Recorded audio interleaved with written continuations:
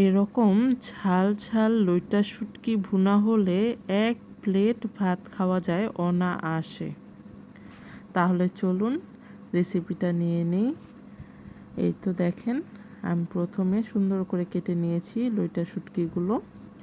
তারপর হচ্ছে ধুয়ে নিব, একটু ধুয়ে তারপর এখানে একটু ঠান্ডা পানি আর একটু কুসুম গরম পানি দিয়ে এই তো দেখেন কিছুক্ষণ ভিজিয়ে রাখবো।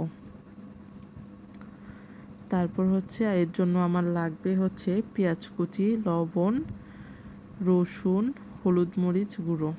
এই তো দেখেন সুন্দর করে ধুয়ে নিয়েছি। আর সুন্দর কিছুক্ষণ গরম পানিতে ভিজে রাখার কারণে লইট্টা শুটকিগুলো সুন্দর নরম হয়ে গেছে আর পরিষ্কার হয়ে গেছে।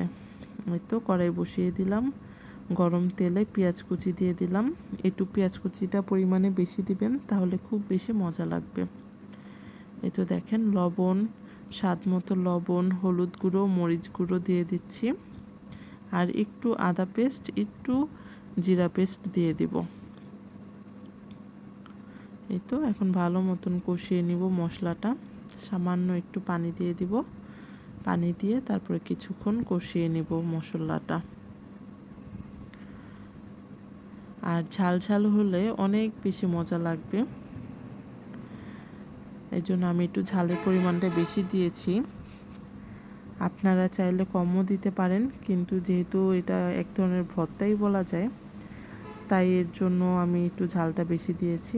এই তো মশলা কষিয়ে নিয়ে এখন লইট্টা শুটকিগুলো দিয়ে দিলাম। কত লোভনীয় যে লাগছে দেখেন। এখন ভালো মতন শুটকিটা দিয়ে এখন কষিয়ে নেব। কিছুক্ষণ কষানোর পর তারপর হচ্ছে সামান্য একটু পানি দিয়ে দিব, যেন মশলাটা খুব সুন্দর করে শুটকিতে সুন্দর করে ভিতরে ঝাল ঝাল ভাবটা হয়। এর জন্য দেখেন কি সুন্দর বুদবুদ উঠছে। এখন আমি স্পেশাল রসুনের কোয়া দিয়ে দিব। এই তো দেখেন রসুনের কোয়াগুলো দেওয়ার পরে দেখবেন খাওয়ার সময় কিন্তু যখন আপনার মুখে রসুনের কোয়াগুলো পড়বে অনেক বেশি সুস্বাদু, অনেক বেশি লোভনীয় লাগে, অনেক বেশি মজা লাগে। এই তো কিছু মরিচও দিয়ে দিলাম, কাঁচা মরিচ। এখন হচ্ছে আমি একদম পানিটা টানিয়ে শুকিয়ে নিব, ঝোল রাখবো না। এই তো দেখেন এখন যেহেতু শেষের দিকে আপনার অনবরত নাড়তে হবে। আর হচ্ছে সুন্দর করে পানিটা টেনে গেলে তারপর হচ্ছে আপনার লইট্টা শুটকি ভুনা হয়ে যাবে। এই তো দেখেন একদম ঝোল শুকিয়ে ফেলেছি, একদম ভুনা ভুনা, এত বেশি লোভনীয় বলার বাহিরে।